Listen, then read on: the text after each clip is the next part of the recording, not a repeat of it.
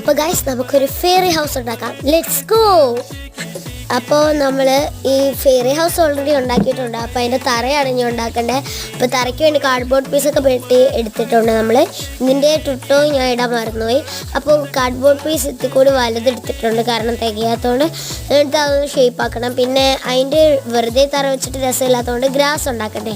അതിന് ഞാൻ 24 ഷെയ്ഡുള്ള വാട്ടർ കളറിൽ നിന്ന് സാപ്പാണ് എടുത്തിട്ടുള്ളത്, സാപ്പ് ഗ്രീൻ. അതിന് ശേഷം ടിഷ്യൂ പേപ്പർ ഇതുപോലെ ചെത്തിയിടണം.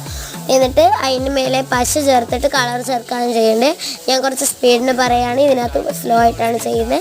അപ്പോൾ അത് കുറച്ച് ലാഗാണ്.